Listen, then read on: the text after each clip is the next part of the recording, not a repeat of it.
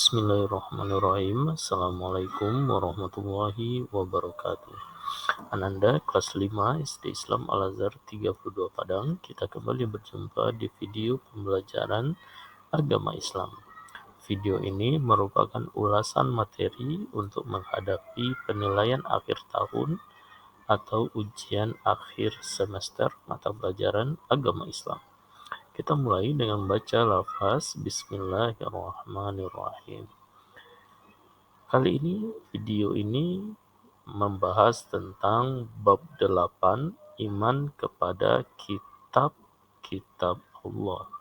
Iman diartikan dengan percaya atau yakin. Sedangkan kitab berarti kumpulan wahyu yang diturunkan Allah. Jadi kumpulan wahyu itu nanti dibukukan dan diberi dan disebut dengan kitab. Berarti kitab ini berisi firman-firman atau kalam-kalam dari Allah Subhanahu wa taala. Sebagai seorang muslim, kita wajib percaya kepada kitab-kitab Allah ini. Dan iman kepada kitab-kitab Allah ini termasuk rukun iman yang ketiga. Yang pertama, iman kepada Allah. Kedua, iman kepada malaikat. Ketiga, iman kepada kitab-kitab Allah. Oke, kita langsung ke pembahasan berikutnya. Allah Subhanahu wa taala telah menurunkan 4 kitab kepada nabi dan rasulnya. Pertama disebut dengan kitab Taurat, kedua kitab Zabur, ketiga kitab Injil, keempat kitab Al-Quran. Kitab Taurat ini diturunkan kepada Nabi Musa alaihi salam. Sedangkan kitab Zabur diturunkan kepada Nabi Daud alaihi salam. Kitab Injil diturunkan kepada Nabi Isa alaihi salam. Sedangkan kitab Al-Quran diturunkan kepada Nabi terakhir, yaitu nabinya kita, yaitu Nabi Muhammad Sallallahu Alaihi Wasallam. Keempat kitab ini diturunkan di beberapa tempat. Kitab Taurat diturunkan itu di Bukit Sinai atau Jabal Sinai atau disebut juga dengan Bukit Tursina. Sedangkan kitab Zabur dan Injil diturunkan di Yerusalem atau Baitul Maqdis. Sedangkan kitab Al-Quran diturunkan di kota Mekah dan Madinah. Maka nanti ayatnya dibagi menjadi ayatul Makkiyah dan ayatul Madaniyah. Ayat yang diturunkan di Mekah atau ayat yang diturunkan di Madinah atau ayat yang diturunkan sebelum Nabi hijrah dan ayat yang diturunkan setelah Nabi hijrah ke kota Madinah. Oke, kita langsung bahas satu persatu. Pertama, kitab Taurat. Kitab Taurat ini tadi diturunkan di Bukit Sinai atau Bukit Tursina dalam bahasa Ibrani dan dikirimkan tentunya untuk Bani Israel. Jadi Nabi Musa itu termasuk nabi untuk Bani Israel. Jadi kitab Taurat tentunya diturunkan untuk Bani Israel. Apa saja kandungan dari kitab tersebut? Yang pertama yaitu mengesahkan Allah Subhanahu wa taala. Kedua, larangan menyekutukan Allah. Ketiga, hukum.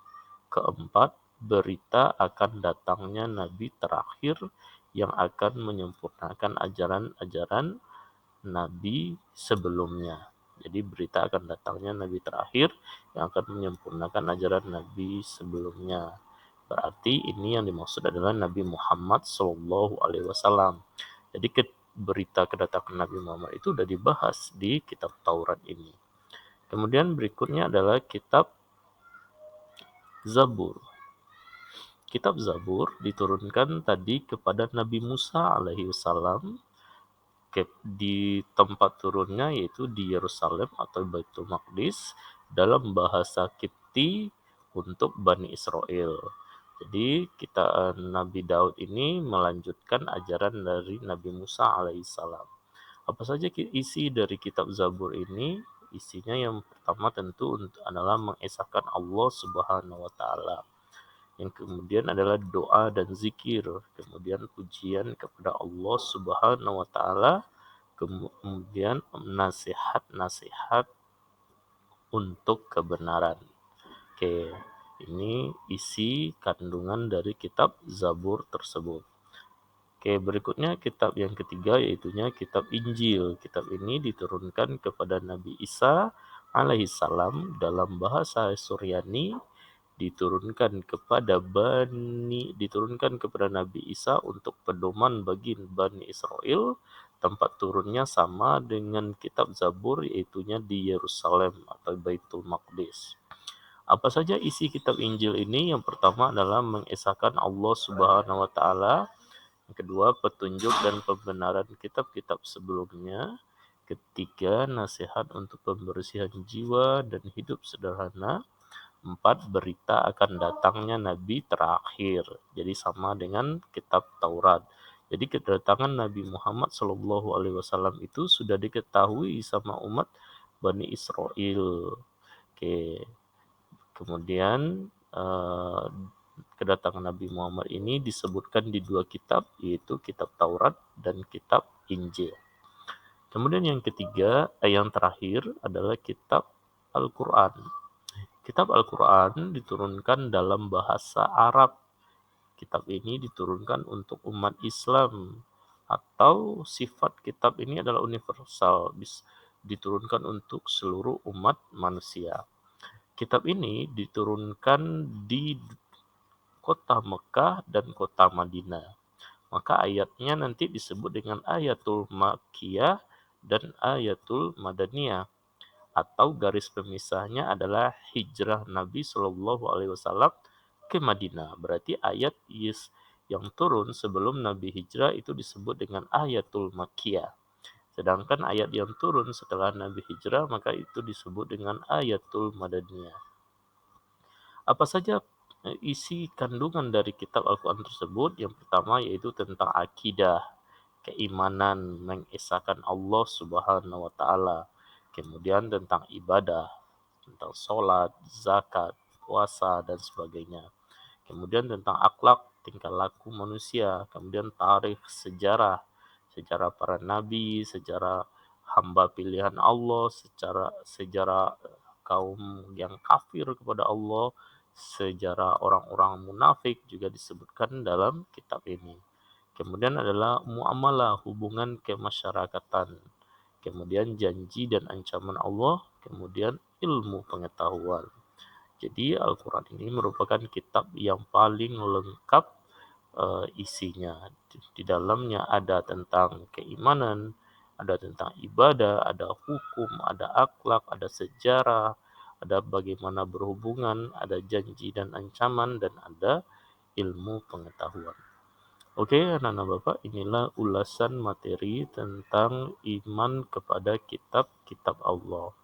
Pertanyaannya, bagaimana cara kita beriman kepada kitab Allah tersebut? Pertama adalah kita yakin bahwa 4 kitab tersebut diturunkan oleh Allah kepada Nabi dan Rasulnya. Bukan yang lain yang menurunkan, bukan yang lain yang menciptakan, tetapi Allah yang menurunkan kepada Nabi dan Rasulnya tersebut. Kemudian, kitab Taurat, Zabur, dan Injil ini sudah mengalami perubahan-perubahan.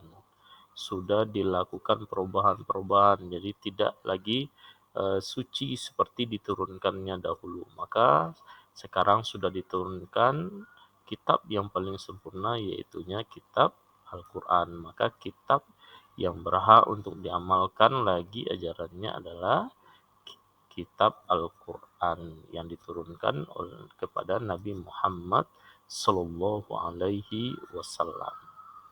Demikian pembahasan ulasan kita tentang iman kepada kitab-kitab Allah. Assalamualaikum warahmatullahi wabarakatuh.